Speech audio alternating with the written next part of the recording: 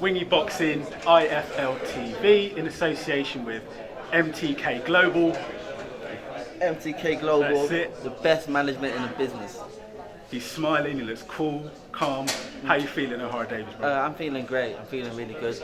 I haven't fought in about 7 months now, and to be honest, I lost the excitement for quite a while. But like, I woke up this week Monday on fight week, and there was literally no excitement. I was thinking, like, I've done this 17 times, but as I've come out here to Leeds, I've seen the crowds and the people and the passion.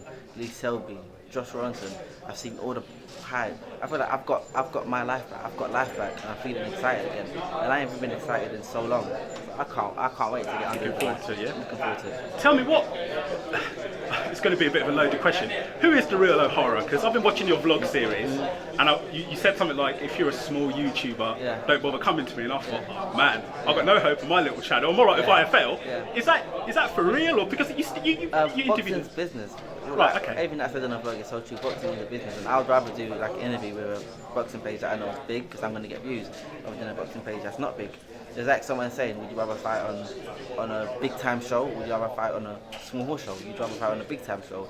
So everything in this game is about raising your profile, and the way I work is something's not going to be raising my profile, and I'm in a hurry. I'm not really going to make time for it, and that's just life. That's just business in general.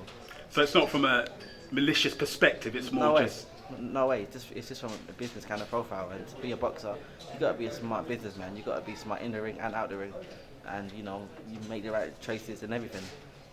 Also, it's about working your way up. Just like me, I had to work my way up from the amateurs, from the amateur boxing.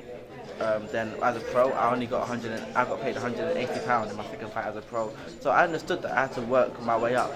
Now I'm fighting live on the TV. Everyone knows me. So everything's about working your way up, and yeah.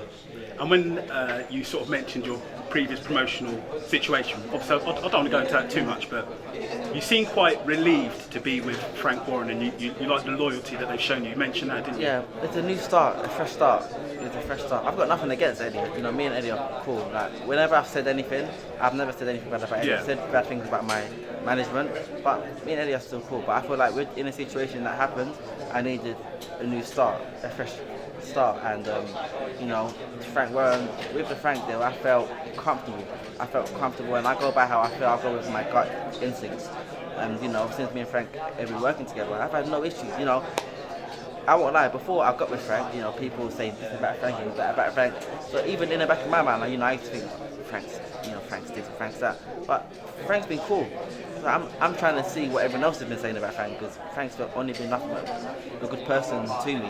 When I met him, we were cool. We sat down, we had a laugh, we had a joke, and everything's gone smooth. April the 14th got moved, and certain people were like, all these signed to Frank, and now the show's been moved and he ain't got a new show. People always try to badmouth Frank, but Frank managed to get me on May the 19th, and then again 5 weeks later on June the 23rd. And if he wants, he'll get me again fighting July, August. So Frank's got shows up there. There's nothing wrong with Frank Warren. He's a big time promoter.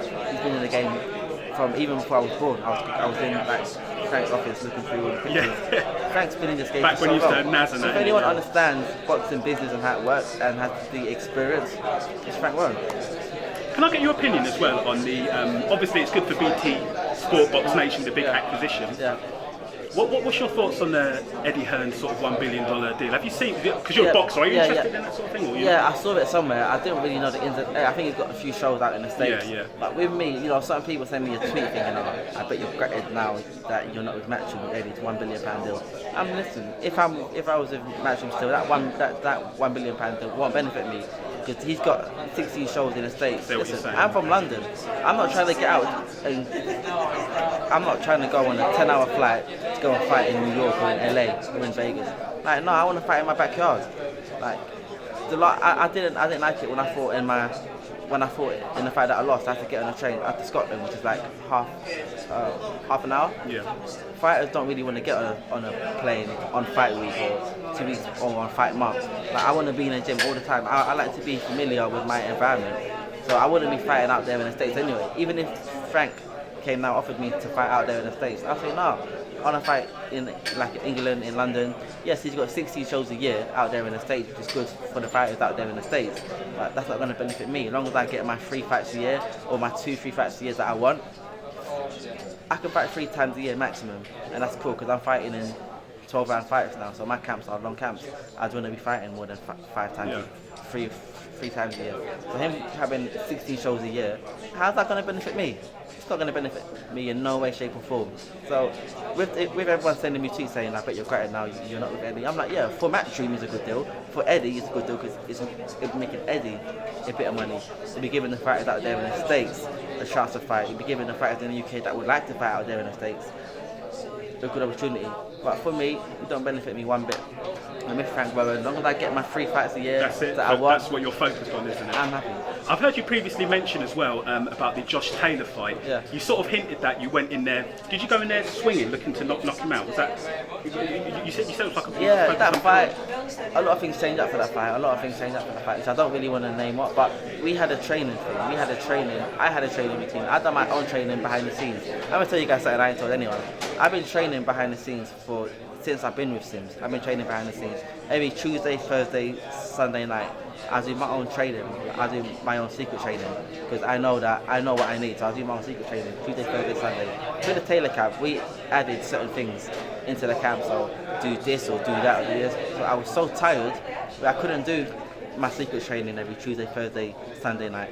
So I lost out on that part that I've done, and that's where I learned all my stuff. Just me being honest, that's where I learned all my stuff. On the Tuesday, Thursday, Sunday, all the training that I've done elsewhere, that's why I learned what I learned. The camp I was in was more sparring was there, it was a base, the fitness was there, but I didn't really learn any skill there. So I stopped doing everything, and it was all about power, go in there, knock him out, you're going to bang him out, and I was just like, if you're okay with me saying, that's what I thought even people when I saw you doing it. Yeah, people that I used to school in sparring, when I was getting schooled by. I was getting schooled by certain guys in sparring for that camp that I would literally school these guys. These guys in sparring are easy work. Yeah, I'm getting schooled and I'd be like to Cole, listen, like, I didn't feel good about that stuff. Like, no, it's a Friday, you know, you've worked hard all week, you've done this miles, you've done this on the track, it's a Friday, your body's a bit tired. Like, in the back of my mind, I knew, like, why am I getting schooled by this guy? Why am I getting caught with that shot? When I don't usually get caught with that shot in sparring, but this time in sparring, I'm getting caught by this shot. And I noticed that in sparring, but my body, like in physical shape, like my physical shape, it was so good. My times on the track was so good, I was fit. Boxing's not about how fit you are, it's about how sharp you are and how smart you are. And you know, all the lactic acid built up in my body because I started doing strength and conditioning work. The lactic acid built up in my body. I was doing an hour and a half strength. I think it was an hour or an hour and a half strength and conditioning, 3 days a week. And listen, how I usually train, after I spar, do a few press ups, a few pull ups, a few bodyweight exercises, and I'm done. Like we introduced some new stuff after doing other stuff, and that made my muscles grow kind of bit. So the lactic acid built up in the fight. So when the lactic acid built up, my legs were gone. I was like, from early, my legs were so tired. See, things like that, fans don't necessarily know about, do they? My legs were so tired because the lactic acid built up, and it felt weird. Like I'm never like that in a fight. My lactic acid, because I don't usually do that much weights. I usually do a few press ups, a few sit ups. Different fighters are built in. We're all different. So for certain fighters where they don't, where their muscles aren't that big and they haven't got any strength, they will need to do a lot of strength for it. Where with me, how all my genetics have been set up, I'm kind of naturally strong. I've got that natural strength. I don't need to do strength for like all these other guys. I'm naturally strong, so you can't train everyone the same. Giving me the same training as you're giving everyone else, it's gonna make it imbalance. And for that camp, I trained like everyone else. And that's where the imbalance came. I felt like I was too muscular, I was too muscle bound. Even the fight after that, I was still muscle bound, but I was working on taking it down bit by bit by bit. Which is why, even though I've had a 7-month break, I haven't complained because I know that I need to unlearn what I've learned, and then I need to relearn some new stuff. I need to get my sharpness back, my timing back. See, as a fan, I think it's harsh. Like people said about Kell Brook and whatnot. Yeah. What do you feel when people say you quit in that fight? I'm asking your honest opinion because people will ask me to ask you. Listen, that, I get tweets that all the time.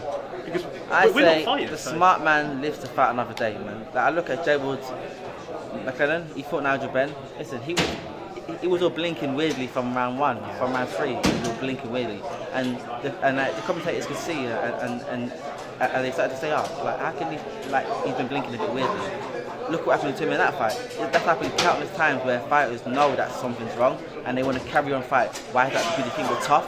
You think you're tough and you wanna say, "Forget this. I just want to fight. I want to die in it." Listen, I'm not dying in no boxing. I've got a family. I made some good money in that fight. I wanted to spend it.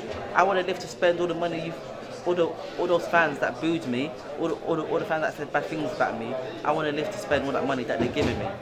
Listen, I'm not going to go in that ring and die. I would live to fight another day, and you know what? I did live to fight another day, which is why 2 months later I won my WBA international title. But who knows, if I went and I carried on, and then something happened and my nose broke even worse, because I suffered a broken nose in that fight, which is now fully healed. So if my nose broke beyond healing, if it broke so much that it couldn't heal, that's my boxing career done. Why? Because I wanted to impress a few fans. Forget that stuff. I got alive and I lived to fight another day. Came back, knocked out Tom Farrell, won my WBA title. So I would rather go out and be called a quitter than be not a quitter and be damaged to the point where my boxing career is done. So I say the smart man will live to fight another day. It's not about being tough, it's about being smart. And so they can say what they want. Listen, man, I'm still on a big stage, and they're still going to be watching me on the weekend. I'm a tiny, small-time YouTuber, but someone even said to me, like even us small YouTubers get trolls, and someone said to me, these people aren't going to be there at your funeral, which sounds quite harsh, but they're not going to be there. Exactly, and that's the truth. And finally, what's next for the vlog series? Because I'm going to be watching, brother. You know, people like that, innit? You enjoy doing them, don't you? I love doing them. Vlogs is something that I'm not sure why I started it, but something that I really enjoy. I like talking about stuff, giving the fans an insight. Like the car key one with the girls. The girl that keyed my car.